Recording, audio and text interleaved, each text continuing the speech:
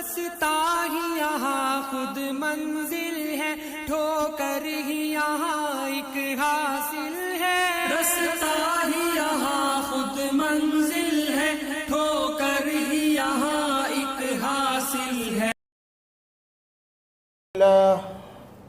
نحمده ونستعينه ونستغفره ونؤمن به ونتوكل عليه ونعوذ بالله من شرور أنفسنا ومن سيئات أعمالنا، من يهده الله فلا مضل له ومن يضلل فلا هادي له، وأشهد أن لا إله إلا الله وحده لا شريك له، وأشهد أن محمدًا عبده ورسوله، يا أيها الذين آمنوا اتقوا الله حق تقاته ولا تموتن إلا وأنتم مسلمون، يا أيها الناس اتقوا ربكم الذي خلقكم من نفس واحدة وخلق منها زوجها وبث منهما رجالا كثيرا ونساء، واتقوا الله الذي تساءلون به والأرحام إن الله كان عليكم رقيبا، يا أيها الذين آمنوا اتقوا الله وقولوا قولا سديدا يصلح لكم أعمالكم ويغفر لكم ذنوبكم، ومن يطع الله ورسوله فقد فاز فوزا عظيما، أما بعد فإن خير الحديث كتاب الله، وخير الهدي هدي محمد صلى الله عليه وسلم، وشر الأمور محدثاتها وكل محدثة بدعة وكل بدعة ضلالة وكل ضلالة في النار۔ أعوذ بالله السميع العليم من الشيطان الرجيم من همزه ونفخه ونفثه، وأما من خاف مقام ربه ونهى النفس عن الهوى فإن الجنة هي المأوى۔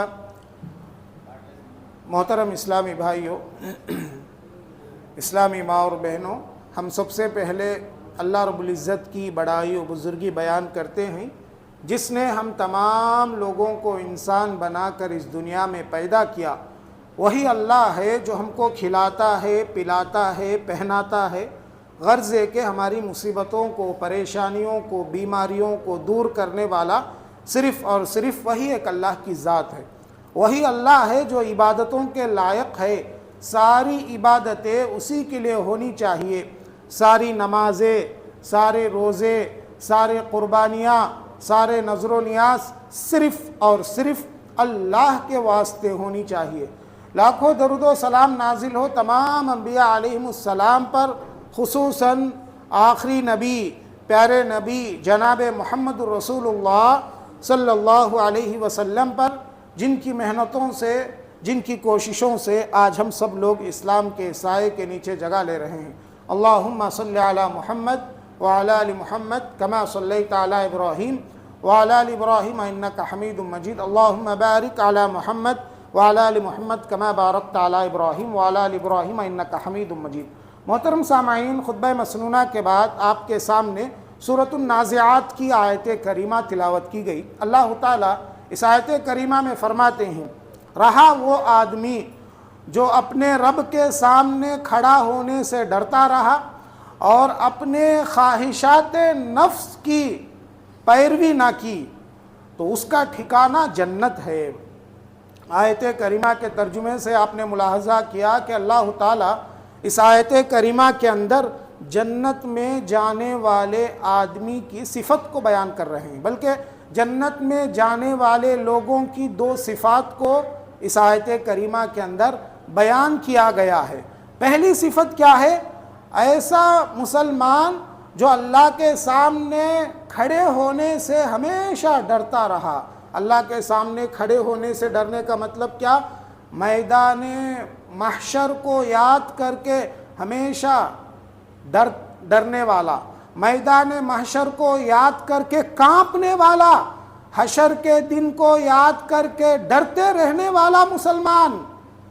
اور دوسری صفت جنت میں جانے والے کی جو اپنے خواہشات نفس کو دباتا ہے, دل میں آنے والی بری خواہشات کو دبانے والا. یہ جنت میں جانے والے لوگوں کی دو صفات ہیں. اس میں سے جو دوسری صفت ہے وہ کیا ہے؟ خواہشات نفس کی پیروی نہیں کرنا. یعنی عام زبان میں ہم بولے تو اس طرح کہہ سکتے ہیں کہ نفس پرستی سے اپنے آپ کو کیسے بچانا. آج ہمارے خطبے کا یہی ٹاپک ہے, نفس پرستی سے اپنے آپ کو بچانا کیسے ممکن. اللہ سے دعا ہے کہ اللہ تعالیٰ مجھے حق بات کہنے, اس پر عمل کرنے, آپ لوگوں کو حق بات سننے, اس پر عمل کرنے کی توفیق عطا فرمائے. محترم اسلامی بھائیوں, اسلامی ماں اور بہنوں, زندگی میں دو بڑے دشمن ہیں ہمارے. سب سے بڑا دشمن تو ابلیس ہے, سب جانتے ہیں, اور دوسرا بڑا دشمن میں خود میرا دشمن ہوں, یعنی میرا نفس. آپ خود آپ کے دشمن ہے, یعنی آپ کا نفس. آدمی اسی وقت کامیاب ہوگا جب پہلے اپنے آپ سے لڑ کر کامیاب ہو, اپنے نفس سے لڑ کر کامیاب ہو. جو مسلمان اپنے نفس سے لڑ کر کامیاب نہیں ہو سکتا, وہ دوسرے باہر کے جنگوں میں وہ کتنا بھی کامیاب ہو جائے, کتنا بھی فتح حاصل کر لے, وہ کامیابی اصل کامیابی نہیں ہے. اصل کامیابی یہ ہے کہ مسلمان اپنے آپ سے پہلے کامیاب ہو, اپنے نفس سے لڑ کر کامیاب ہونے والا ہی اصل کامیاب ہے. یاد رکھ لیجئے, آج ہمارے زندگی کا سب سے بڑا مسئلہ نفس پرستی کا ہے. نفس پرستی, آج مسلمان نفس پرست بن گئے ہیں. آج کا مسلمان دل کی خواہشوں کو پورا کرنے کے پیچھے پڑا ہوا ہے, نفس پرستی کے پیچھے پڑا ہوا ہے. ہم دشمنوں کو ہمارے مخالفین میں ڈھونڈتے ہیں, جبکہ دشمن ہمارے بیچ میں ہے. عربی زبان میں کہتے ہیں اعداء عدوک بین جنبی, تمہارا دشمن تمہارے درمیان ہے, پہلے اس کو پہچانو. اگر ہم اپنے درمیان کے دشمن کو پہچان لیں گے اور اس سے لڑ کر جیت لیں گے تو ہم کامیاب ہو جائیں گے.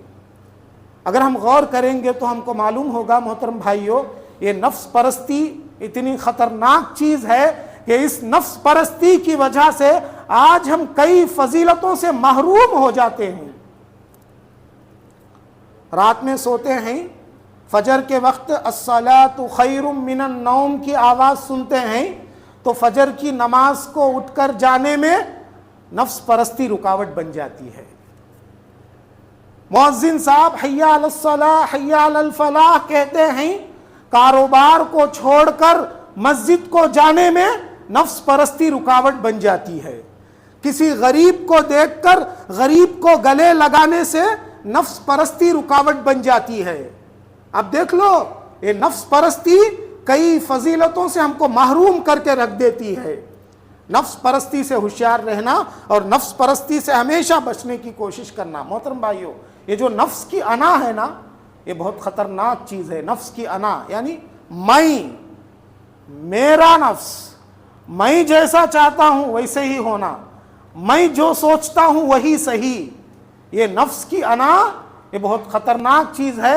اگر ہم کامیاب ہونا چاہتے ہیں تو یاد رکھ لو, زمین میں دفن ہونے سے پہلے اس نفس کی انا کو دفن کر دو, کامیاب ہو جائیں گے. یہ نفس کی انا, شیطان کو شیطان کس نے بنایا؟ ابلیس کو ابلیس کس نے بنایا؟ ابلیس نے تو کوئی شرک نہیں کیا تھا, کوئی کفر نہیں کیا تھا. اسی نفس پرستی نے ابلیس کو ابلیس بنا دیا. جب ابلیس سے کہا گیا کہ تو آدم کے لیے سجدہ کر, تو شیطان نے کیا کہا؟ انا خیر من, میں اس سے بہتر ہوں. یہ نفس پرستی, انا پرستی. شیطان کو شیطان کس نے بنایا؟ اس کے انا نے, اس کی نفس پرستی نے. جب اس سے کہا گیا کہ تو آدم کے لیے سجدہ کر, تو فوراً کہا انا خیر من, میں تو اس سے بہتر ہوں. خلقتنی من نار وخلقتہ من طین, اے اللہ تو نے مجھے آگ سے بنایا اور تو نے اسے مٹی سے بنایا. آگ کا کام ہے ابھرنا اور مٹی کا کام ہے دبنا, میں اس کے لیے سجدہ نہیں کرتا. یہ انا، یہ نفس پرستی نے اس کو دھتکار، اس کو شیطان کو جو ہے اللہ کے دربار سے ملعون ہونا پڑا، اور یہ نفس پرستی کی وجہ سے شیطان دھتکارا گیا، جبکہ شیطان فرشتوں کے ساتھ اڑتا بیٹھتا تھا اور اللہ کے قریبی لوگوں میں سے تھا شیطان، لیکن نفس پرستی کی وجہ سے وہ دھتکارا گیا اور نفس پرستی کی وجہ سے وہ ملعون قرار پایا۔ محترم بھائیو، قرآن اور حدیث کے اندر جا بجا نفس پرستی سے روکا گیا ہے، خواہشات میں آنے والے برے خواہشات پر عمل کرنے سے روکا گیا ہے۔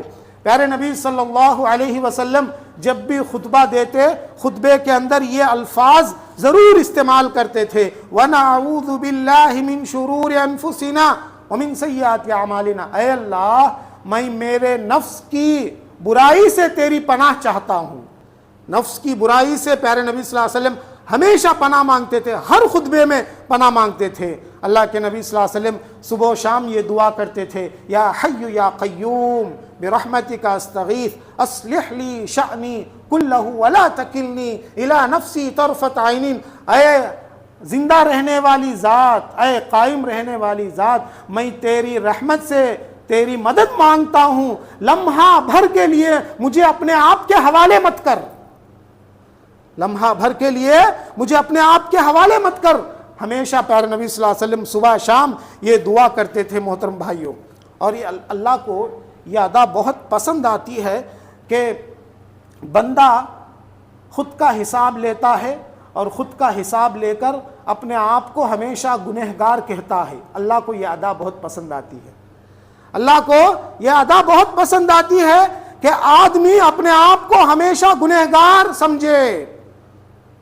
پیارے نبی صلی اللہ علیہ وسلم نے فرمایا، جب تم رات کو سونے کے لیے جاؤ، بستر پر لیٹو، تو بستر پر لیٹنے کے بعد خود احتسابی کرو، صبح سے شام تک تم نے کیا نیکیاں کیے ہیں، کیا گناہ کیے ہیں، خود احتسابی کرو، اپنے آپ کو خود احتسابی کی عدالت میں پیش کرو۔ اور جب خود احتسابی کی عدالت میں اپنے آپ کو پیش کیا جاتا ہے تو اس عدالت میں مدعی بھی ہم ہیں، مدعا علیہ بھی ہم ہوتے ہیں، یعنی کیس لڑنے والے بھی ہم ہیں اور جس کے خلاف کیس لڑا جاتا ہے وہ بھی ہم ہیں۔ اور کیس لڑنے والا کیا کرتا ہے؟ جس کے خلاف کیس لڑا جاتا ہے یہی کوشش کرتا ہے کیس لڑنے والا کہ اس کو مجرم ثابت کرے۔ تو یہی ہماری عادت ہونی چاہیے ہر دن کہ رات میں جب ہم سونے کے لیے جائے اپنے آپ کو خود احتسابی کی عدالت میں پیش کرے، اور جب خود احتسابی کی عدالت میں پیش کیا جاتا ہے تو اپنے آپ کو مجرم ثابت کرو، اپنے آپ کو گنہگار کہو۔ یہ ادا اللہ تعالیٰ کو بہت پسند آتی ہے محترم بھائیوں۔ اور یاد رکھ لو کہ تنہائیوں میں خود احتسابی کر کے رونا، تنہائیوں میں اپنا حساب لے کر اللہ کی عظمت کو یاد کر کے، میدان محشر کے دن کو یاد کر کے رونا، یہ رونا اللہ کو بہت پسند ہے۔ اسلاف کے بارے میں آتا ہے کہ اسلاف تنہائیوں میں خود کا حساب لیتے تھے۔ ایک مرتبہ عمر بن خطاب رضی اللہ تعالیٰ عنہ نے ابو بکر صدیق رضی اللہ تعالیٰ عنہ کو دیکھا کہ وہ اپنی زبان کو پکڑ کر کھینچ رہے ہیں، زبان کو پکڑ کر کھینچ رہے ہیں۔ عمر رضی اللہ تعالیٰ عنہ نے پوچھا، اے ابو بکر مہلن رک جائیے، آپ کیا کر رہے ہیں؟ یہ آپ کیا کر رہے ہیں؟ ابو بکر صدیق نے فرمایا، اے عمر میں میری زبان کی تربیت کر رہا ہوں، تجھے معلوم نہیں کہ اسی زبان کی وجہ سے میں کئی مرتبہ ہلاکت کے قریب چلا گیا۔ اللہ اکبر۔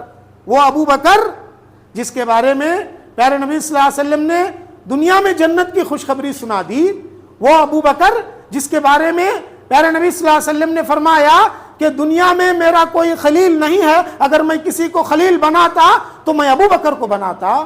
وہ ابو بکر جس کے بارے میں پیارے نبی صلی اللہ علیہ وسلم نے فرمایا کہ میں دنیا کے تمام لوگوں کا حق ادا کر دیا، لیکن ابو بکر ایک ایسے آدمی ہیں جس کا حق میں دنیا میں ادا نہیں کر سکا۔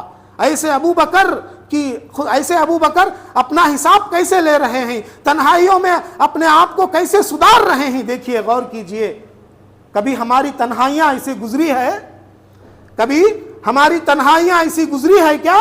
غور کرنا ہے ہم لوگوں کو۔ پیارے نبی صلی اللہ علیہ وسلم نے کیا فرمایا؟ پیارے نبی صلی اللہ علیہ وسلم نے زبان کی ہلاکتوں سے آگاہ رہنے کی تعلیم دی۔ یہ زبان جو ہے نا، اللہ مستعان، یہ زبان بہت خطرناک چیز ہے۔ زبان سے نکلنے والے الفاظ کی وجہ سے ہم کبھی کبھار جہنمی بن جاتے ہیں۔ زبان سے نکلنے والے الفاظ کی وجہ سے ہم ہلاک ہو جاتے ہیں۔ بنو اسرائیل کے 2 آدمیوں کا واقعہ پیارے نبی صلی اللہ علیہ وسلم نے فرمایا کہ بنو اسرائیل میں 2 آدمی رہتے تھے، ایک نیک ایک برا۔ نیک آدمی نے برے آدمی کو دیکھ کر کہا، اللہ کسی کو معاف کرے یا نہ معاف کرے، تجھے کبھی معاف نہیں کرے گا۔ یہ بات اس کے زبان سے نکل گئی۔ برے آدمی کو دیکھ کر نیک آدمی کیا بولا؟ اللہ کسی کو معاف کرے یا نہ کرے، تجھے ہرگز معاف نہیں کرے گا۔ یہ زبان سے نکلنے والے الفاظ اس کے لیے کتنا خطرہ ثابت ہو گئے۔ اللہ نے کہا، اچھا میں میرے بندے کو معاف کر سکتا ہوں یا نہیں کر سکتا ہوں، میری مرضی ہے، تو کون ہوتا بولنے والا؟ میرے اختیار میں دخل اندازی کرنے والا تو کون ہوتا؟ اللہ نے کہا کہ جا، تیرے اس جملے کی وجہ سے میں تجھے ہلاک کرتا ہوں، تیرے سارے نیکیاں برباد کرتا ہوں، اور یہ جس کے بارے میں تو نے کہا کہ میں معاف نہیں کروں گا، اس کے سارے گناہ معاف کر کے اس کو جنت میں داخل کرتا ہوں۔ تو دیکھا آپ نے، زندگی بھر نیکیاں کرنے والا زبان سے نکلنے والے الفاظ کی وجہ سے سارے نیکیاں اس کے برباد ہو گئی۔ تو اس لیے محترم بھائیوں، زبان کی ہلاکتوں سے ہمیشہ ہوشیار رہنا۔ ہمارے اسلاف، ہمارے صحابہ تنہائیوں میں کیسے اپنا حساب کرتے تھے، تنہائیوں میں کیسے اللہ کو یاد کرتے تھے، دنیا کے دھوکے سے اپنے آپ کو کیسے بچاتے تھے۔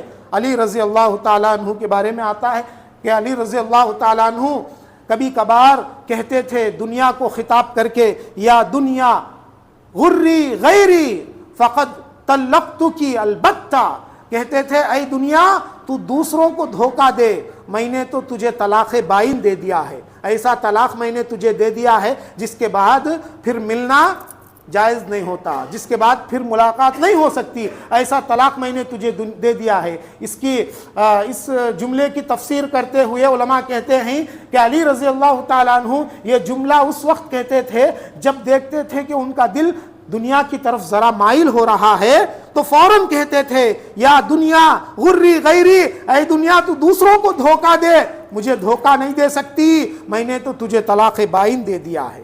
محترم بھائیوں، نفس پرستی اتنی خطرناک چیز ہے کہ نفس پرستی کی تربیت پر اگر ہم توجہ نہیں دیں گے تو نفس پرستی وہ چیز ہے کہ خدائی سے کم پہ کبھی راضی نہیں ہوں گی۔ اگر ہم نفس پرستی کی تربیت پر توجہ نہیں دیں گے، ایک دن ایسا آئے گا کہ نفس پرستی کی وجہ سے ہم اپنے آپ کو خدا بولیں گے۔ اتنی خطرناک ہے نفس پرستی۔ آپ نے فرعون کو نہیں دیکھا؟ فرعون کی نفس پرستی اس کو کہاں تک لے گئی؟ انا ربکم الاعلی کہنے لگا، میں سب سے بڑا خدا ہوں کہنے لگا۔ اور نمرود کو آپ نے نہیں دیکھا کہ نمرود کی نفس پرستی اس کو کہاں تک پہنچائی؟ نمرود نے کہا انا احیی و امید، میں بھی زندہ کرتا ہوں، میں بھی مارتا ہوں۔ یہ نفس پرستی بہت خطرناک چیز ہے محترم بھائیوں۔ نفس پرستی کی وجہ سے انسان خدائی کا دعویٰ کر بیٹھ سکتا ہے۔ آج جانے انجانے میں بہت سارے لوگ نفس پرستی میں مبتلا ہو گئے ہیں۔ ہم کو خود معلوم نہیں ہوتا کہ ہم نفس پرست ہیں، ہم کو خود معلوم نہیں ہوتا کہ ہم خواہشات کی پیروی کرنے والے ہو گئے ہیں۔ پیارے نبی صلی اللہ علیہ وسلم نے حدیثوں کے اندر اس کی ایک تعبیر بتلائی۔ کہا اللہ کے نبی صلی اللہ علیہ وسلم نے عبد الدینار والدرہم، پیارے نبی صلی اللہ علیہ وسلم نے یہ تعبیر فرمائی کہ درہم و دینار کے پوجاری، یعنی دنیا کے اکثر لوگ ایسے ہو گئے ہیں جو دنیا داری میں اتنے آگے بڑھ گئے ہیں، پیسوں کی محبت میں اتنے آگے بڑھ گئے ہیں، پیسوں کی لالچ میں اتنے آگے بڑھ گئے ہیں کہ انہوں نے سب کچھ پیسہ سمجھ لیا ہے، درہم و دینار کے پوجاری وہ بن گئے ہیں۔ یہ بھی ایک نفس پرستی کی علامت ہے۔ پیارے نبی صلی اللہ علیہ وسلم نے یہ تعبیر استعمال کی ہے۔ آئیے محترم بھائیوں، کتاب و سنت میں نفس پرستی سے روکنے کی تعلیمات ہم کو ملتی ہیں۔ کیا ہے وہ تعلیمات؟ پہلی بات تو یاد رکھ لیجئے، نفس پرستی یعنی دل میں جو خواہشات آتے ہیں، چاہے اچھے ہو چاہے برے ہو، اللہ نے دونوں خواہشات رکھے ہیں ہر انسان کے نفس میں، ہر انسان کے دل میں۔ اللہ نے قرآن مجید میں فرمایا وَنَفْسٍ وَمَا سَوَّاهَا فَأَلْهَمَهَا فُجُورَهَا وَتَقْوَاهَا قَدْ أَفْلَحَ مَنْ زَكَّاهَا وَقَدْ خَابَ مَنْ دَسَّاهَا۔ اللہ نے ہر نفس کے اندر اچھے خیالات کو بھی رکھا ہے اور برے خیالات کو بھی رکھا ہے، یعنی پازیٹیو تھنکس بھی ہیں اور نیگیٹیو تھنکس بھی ہیں، لیکن ہماری ذمہ داری کیا ہے محترم بھائیوں؟ نیگیٹیو تھنکس کو دبانا، پازیٹیو تھنکس کو ابھارنا، یہ ہماری ذمہ داری۔ اچھا، ایک سوال یہ پیدا ہوتا ہے، اللہ نے دونوں خواہشات کو کیوں رکھا دل کے اندر؟ امتحان لینے کے لیے، ایگزام لینے کے لیے۔ دونوں خواہشات کو رکھنے کے بعد ہی صحیح امتحان لیا جا سکتا ہے۔ تو اللہ نے امتحان لینے کے لیے، بندوں کا ایگزام لینے کے لیے، آزمانے کے لیے اللہ نے دونوں طرح کی خواہشات ہر انسان کے نفس میں رکھا ہے۔ ہماری ذمہ داری یہ ہے کہ ہم پازیٹیو تھنکس کو ابھارے اور نیگیٹیو تھنکس کو دبائے۔ آئیے میں آپ کو بتانے کی کوشش کروں گا کہ منفی صفات کون سی ہیں، یعنی نیگیٹیو تھنکس کیا کیا ہیں، کون سے نیگیٹیو تھنکس کو دبانے کی ضرورت ہے۔ سب سے پہلی منفی خواہش جس کی طرف ہماری توجہ مبذول کرنا بہت ضروری ہے، وہ ہے ہر آدمی اپنی تعریف سننے کی خواہش کرتا ہے۔ اپنے تعریف سننے کی خواہش، یہ نیگیٹیو تھنکس میں سے ایک تھنک ہے۔ جب آپ کے سامنے کوئی تعریف کرتا ہے آپ کی تو آپ موٹے ہو جاتے ہیں، یعنی آپ کا نفس موٹا ہو جاتا ہے۔ دوسرے ہماری تعریف ہمارے سامنے کرتے ہیں، ہم موٹے ہو جاتے ہیں، ہمارا نفس پھول جاتا ہے، جبکہ شریعت کہتی ہے یہ اچھی چیز نہیں ہے۔ آپ کے سامنے اگر آپ کی کوئی تعریف کرتا ہے، شریعت کہتی ہے اس کے منہ میں مٹی ڈالو، وہ بڑا مفاد پرست ہے۔ تعریف کرنا ہے کسی کی پیٹھ پیچھے کرو، سامنے تعریف مت کرو۔ آپ کے سامنے کوئی تعریف کرتا ہے مطلب یہ ہے آپ سے کچھ فائدہ چاہتا ہے، وہ بہت خطرناک آدمی ہے، وہ اس سے بچنے کی ضرورت ہے۔ ہاں، کبھی کبھار اسلام نے سامنے تعریف کرنے کی اجازت دی ہے، وہ کون سے موقع پر ہے وہ الگ مسئلہ ہے، لیکن عام حالات میں سامنے تعریف کرنے کو اسلام نے پسند نہیں کیا ہے۔ اور سامنے تعریف کرنا اور سامنے تعریف کو سننے کا مزاج یہ اچھا مزاج نہیں ہے، یاد رکھ لو محترم بھائیوں۔ اور دوسری چیز کیا ہے؟ منفی جذبات اور اسلاف، اللہ اکبر، اسلاف اکرام کے بارے میں آتا ہے جب ان کے سامنے کوئی تعریف کرتا تو اسلاف کیا کرتے تھے؟ یہ دعا پڑھتے تھے، اللہم اجعلنی خیرا مما یظنون واغفر لی ما لا یعلمون ولا تؤاخذنی بما یقولون۔ اسلاف کہتے تھے جب ان کے سامنے کوئی تعریف کرتا، کہتے تھے اے اللہ یہ بندہ میرے بارے میں اچھا گمان کرتا ہے، اس کے گمان سے بھی اچھا مجھے بنا دے۔ اور کہتے تھے وَاغْفِرْ لِي مَا لَا يَعْلَمُونَ، اے اللہ میرے ان گناہوں کو معاف فرما جو یہ جانتا نہیں ہے، اگر جانتا تو میری تعریف نہیں کرتا تھا۔ وَلَا تُؤَاخِذْنِي بِمَا يَقُولُونَ، اے اللہ اس کے تعریف کرنے کی وجہ سے میری پکڑ مت کر۔ اللہ اکبر، سامنے تعریف سن کر ہمارے اسلاف کتنا ڈرتے تھے۔ آج دوسرے تعریف کرے تو اچھا میری بول کے سوچتے، دوسرے میری تعریف کرے تو اچھا بول کے سوچتے۔ شریعت کو یہ مزاج پسند نہیں ہے محترم بھائیوں، اس کو دبانا ہے، پہلے یہ خیالات دبانا ہے، تبھی ہم نفس پرستی سے دور رہ سکتے ہیں۔ اور دوسری چیز کیا ہے محترم بھائیوں؟ منفی جذبات جو ہمارے دل میں آتے ہیں، نیگیٹیو تھنگس جو ہمارے دل میں پیدا ہوتے ہیں، اس میں سے ایک اپنی تعریف آپ کرنا، دوسرے تعریف کرنے کو بھی پسند نہیں کرنا اور اپنی تعریف بھی آپ نہیں کرنا۔ فَلَا تُزَكُّوا أَنفُسَكُمْ هُوَ أَعْلَمُ بِمَنِ اتَّقَىٰ، اللہ کہتے ہیں اپنے آپ کو پاک صاف مت بولو، اپنے آپ کو بہت اچھا مت بولو، اللہ کو معلوم ہے تم کتنے پانی میں ہو، اللہ جانتا ہے تم کتنے پاک صاف ہو، اللہ کو سب کچھ معلوم ہے۔ اپنی تعریف بھی نہیں کرنا۔ اچھا، منفی جذبات میں سے نیگیٹیو تھنگس جو ہمارے دل میں پیدا ہوتے ہیں اس کو دبانے کی ضرورت ہے۔ اس میں سے ایک ہے بڑائی کا مزاج، اپنے آپ کو بڑا کہنا، اپنے آپ کو بڑا سمجھنا، یہ بھی نیگیٹو تھنگس ہے، اس کو بھی دبانا ہے، اس کو بھی دبانے کی ضرورت ہے۔ ہاں، دنیا میں ایسے کام کرو کہ دنیا والے تمہیں بڑا بولے، لیکن اپنے آپ کو کبھی بڑا مت بولو، اپنے آپ کو ہمیشہ چھوٹا سمجھو، اپنے آپ کو چھوٹا بولو، اپنے آپ کو کبھی بھی بڑا مت کہو، عاجزی اختیار کرو، انکساری اختیار کرو، اپنے اندر نرمی پیدا کرو، یہ چیز اللہ کو بہت پسند ہے محترم بھائیو۔ من تواضع للہ رفعہ اللہ، پیارے نبی صلی اللہ علیہ وسلم نے فرمایا جو اللہ کے لیے تواضع اختیار کرتا ہے اللہ اس کو بلند کر دیتا ہے۔ تواضع اختیار کرنے کا مطلب کیا ہے؟ تواضع انکساری اختیار کرنے کا مطلب کیا ہے؟ سامنے ہمارا رشتہ دار جو ہمارا دشمن ہے، ہم سے بات نہیں کرتا ہے، ہم آگے بڑھ کر اس کو سلام کرتے ہیں، یہ تواضع ہے، یہ انکساری ہے۔ یہ دنیا والے چاہے جو بھی بولے، ہو سکتا تم آگے بڑھ کر سلام کرنے کی وجہ سے دنیا والوں کی نظروں میں چھوٹے ہو جائیں گے، لیکن اللہ کی نظروں میں تم بڑے ہو جائیں گے۔ اللہ اکبر۔ اللہ کی نظروں میں بڑے ہونے سے بڑھ کر کیا ہونا؟ یہ تواضع ہے، یہ انکساری ہے۔ آپ کو معلوم ہے سامنے والے کو سلام کرے تو ان جواب بھی نہیں دیتا، پھر بھی آپ کیا کرتے ہیں؟ آگے بڑھ کر سلام کرتے ہیں۔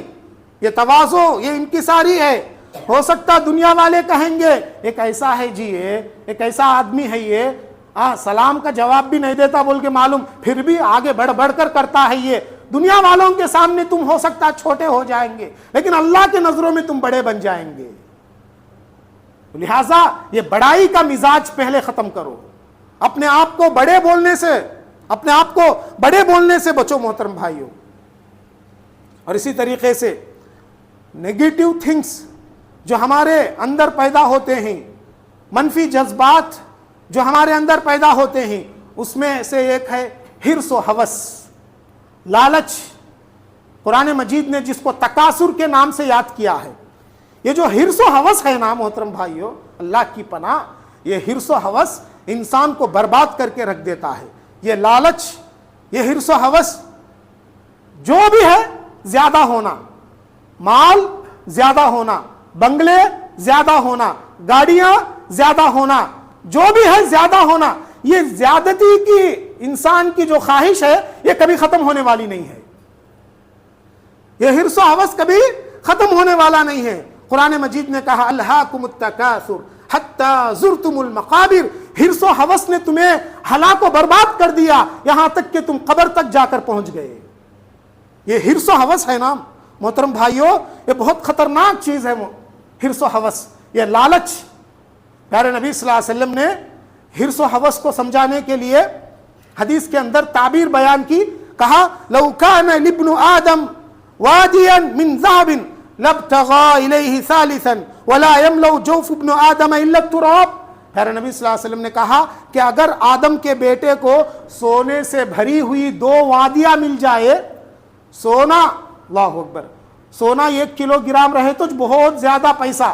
اللہ کے نبی صلی اللہ علیہ وسلم دیکھو مثال دے کر، تعبیر دے کر سمجھاتے ہیں انسان کتنا لالچی ہے، کتنا حرص و ہوس والا ہے۔ پیارے نبی صلی اللہ علیہ وسلم کہتے ہیں اگر انسان کو سونے سے بھر کر 2 وادیاں، وادی کس کو بولتے ہیں؟ پہاڑوں کے 2 پہاڑوں کے بیچ میں کی جگہ، ایک وادی، 2 وادیاں بھر کر اگر انسان کو سونا مل جائے تو انسان کیا سوچے گا؟ ایک تیسری وادی بھی ملو تو اچھا رہتا، پیٹ نہیں بھرے گا اس کا۔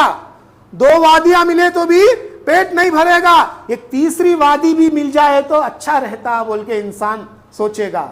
پیارے نبی صلی اللہ علیہ وسلم نے کہا وَلَا يَمْلَوْ جَوْفُ ابْنُ آدَمَ إِلَّا التُّرَابُ، آدم کے پیٹ کو خبر کی مٹی ہی بھر سکتی ہے، جب تک وہ خبر کو نہیں جائے گا اس وقت تک اس کا حرص و ہوس ختم نہیں ہوگا۔ یہ حرص و ہوس، یہ لالچ، اس سے بچنے کی ضرورت ہے۔ محترم بھائیو، آپ کیا سمجھتے ہیں مالداری؟ اصل مالداری کیا ہے؟ مال کا زیادہ ہونا اصل مالداری نہیں ہے، نفس کی مالداری یہ اصل مالداری ہے۔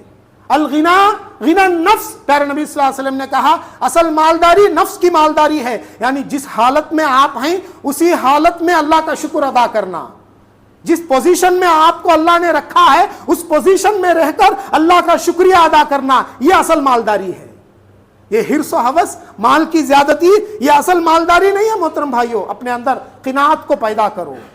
قناعت یہ بہت بڑی نیکی ہے. جس حالت میں اللہ نے رکھا ہے، جتنا اللہ ملتا، محنت اور کوشش کے بعد اللہ نے جو مال دیا ہے اسی میں بس کر لینا، اسی کو پا کر اللہ کا شکریہ ادا کرنا، یہ قناعت ہے. قناعت کو اپنے اندر پیدا کرو. شریعت کیا کہتی ہے؟ اگر آپ شریعت کے تعلیمات کو صحیح طور پر جانیں گے، صحیح طور پر شریعت کے تعلیمات پر عمل کریں گے، آپ کے دل کے اندر سے حرص و حوث پورے طریقے سے ختم ہو جائے گا. شریعت کیا کہتی ہے؟ اصل مالدار کون ہے؟ کون ہے؟ پیارے نبی صلی اللہ علیہ وسلم نے فرمایا خوش نصیب کون ہے؟ من اصبح منکم آمنا فی سربہ ومعافا فی بدنہ وعند قوت یومہ فکأنما حیزت لہ الدنیا. اللہ اکبر. پیارے نبی صلی اللہ علیہ وسلم نے فرمایا کہ جو آدمی صبح کرتا ہے اس حالت میں کہ امن و شانتی اس کو ملی ہوئی ہے، یعنی ایک آدمی سب سے بڑا خوش نصیب، سب سے بڑا پیسہ والا دنیا دار کون ہے؟ پیارے نبی صلی اللہ علیہ وسلم سمجھاتے ہیں کہ ایک آدمی صبح کرتا ہے امن کے ساتھ، کسی کا ڈر نہیں ہے، دشمن کا ڈر نہیں ہے، بیماری کا ڈر نہیں ہے، صبح کرتا ہے. اور وہ معافن فی بدنہ، صحت اچھی ہے اس کی، اور ایک دن کی روزی اس کو ملی ہوئی ہے، صبح سے شام تک کی روزی اس کو مل گئی ہے. پیارے نبی صلی اللہ علیہ وسلم نے فرمایا ایسا آدمی دنیا کے سارے خزانے اس کے پاس آ گئے ہیں، دنیا کے سارے خزانوں کا وہ مالک بن گیا ہے. کون آدمی؟ جو آدمی صبح کرتا ہے امن کے ساتھ، اور صبح کرتا ہے اس کی صحت اچھی ہے، صبح کرتا ہے ایک دن کا کھانا اس کے پاس موجود ہے، تو بس سمجھ جاؤ دنیا کے خزانے اس کے پاس آ گئے. یہ مزاج اپنے اندر پیدا کرنے کی ضرورت ہے. آج کل ہماری حالت کیا ہے؟ آگاہ اپنے موت سے کوئی بشر نہیں. سامان 100 برس کا ہے، پل کی خبر نہیں. 100 برس کا پیڑیاں بیٹھ کر کھا سکتے، اتنا کمایا ہے، لیکن ایک دن مرنا ہے بول کر اس کو خبر نہیں ہے. یہ آج انسانوں کی حالت ہے محترم بھائیوں. آگاہ اپنے موت سے کوئی بشر نہیں، سامان 100 برس کا ہے، پل کی خبر نہیں. یہ ہماری حالت ہو گئی ہے. لہذا اپنے آپ کو بدلنے کی ضرورت ہے. پیارے نبی صلی اللہ علیہ وسلم نے جو تعلیمات دی ہے ان تعلیمات کے روشنی میں اپنے آپ کو بدلنے کی ضرورت ہے. حدیث کے اندر جو باتیں بتائی گئی ہے ایسا مزاج پیدا کرنے کی ضرورت ہے.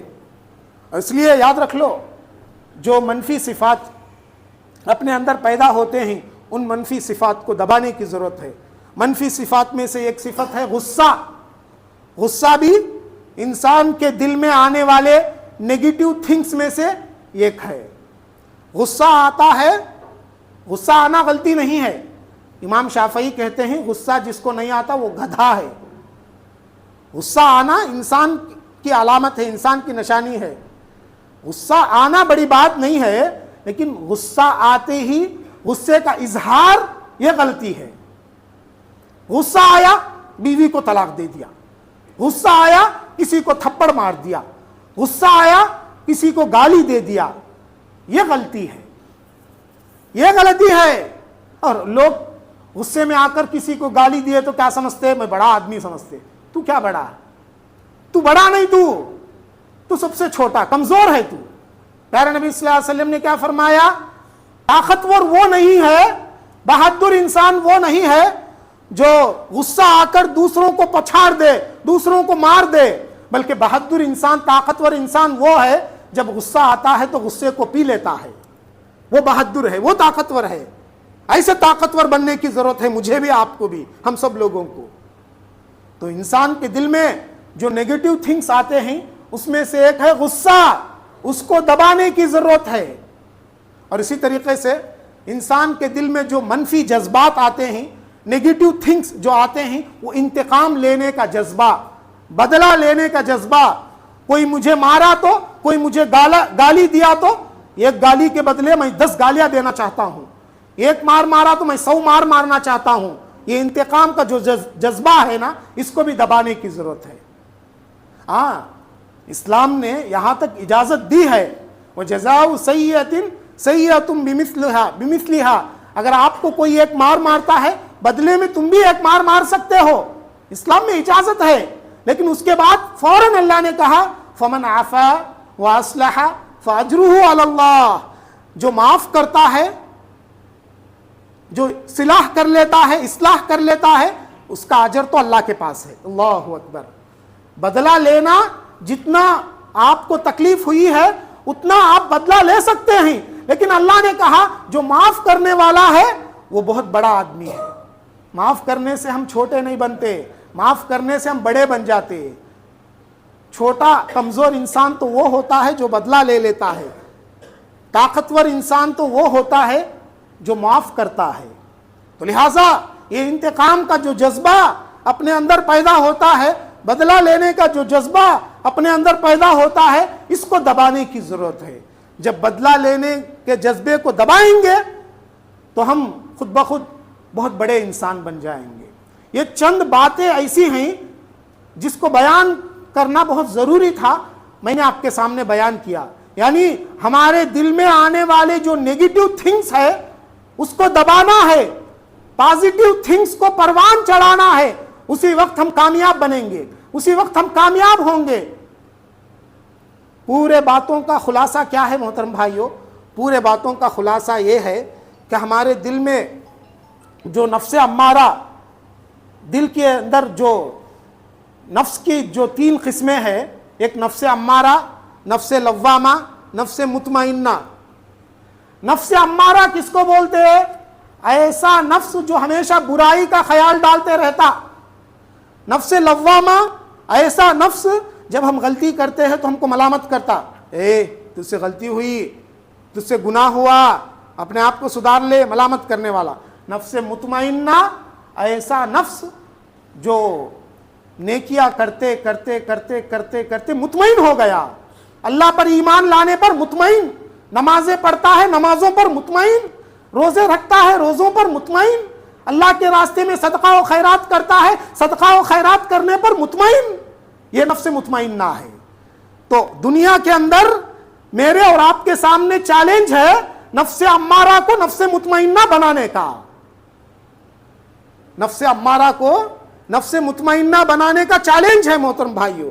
جب ہم اپنے نفس کو نفس میں مطمئنہ بنا لیں گے ہم کامیاب ہو جائیں گے محترم بھائیوں۔ نفس مطمئنہ بنانے کی ضرورت ہے۔ نہنگو اژدہاؤ، شیر نر کو مارا تو کیا مارا، بڑے موذی کو مارا، نفس امارہ کو گر مارا۔ آپ نے مگرمچھ کو مار دیے تو بڑا کمال نہیں ہے، اجی آپ بڑے اژدہے کو مار دیے تو بڑا کمال نہیں ہے، اجی شیر کو، شیر نر کو مار دیے بڑا کمال نہیں ہے۔ نفس کے امارہ کو مارو، دل میں آنے والے برے خواہشات کو مارو، آپ بڑے بہادر ہیں۔ نہنگو اژدہاؤ، شیر نر کو مارا تو کیا مارا، بڑے موذی کو مارا، نفس امارہ کو گر مارا۔ یہ چیز اگر ہمارے اندر پیدا ہو جائے گی تو ہم کامیاب ہو جائیں گے۔ یہی چند باتوں پر اپنی بات کو ختم کرتے ہوئے اللہ سے دعا کرتا ہوں، اللہ تعالی ہم تمام لوگوں کو کہی سنی باتوں پر کہنے سننے سے زیادہ عمل کرنے کی توفیق عطا فرما۔ نفس امارہ کو نفس مطمئنہ بنانے کا جو چیلنج ہمارے سامنے ہے، اس چیلنج کو قبول کر کے اس چیلنج میں کامیاب ہونے کی اللہ ہم کو توفیق عطا فرما۔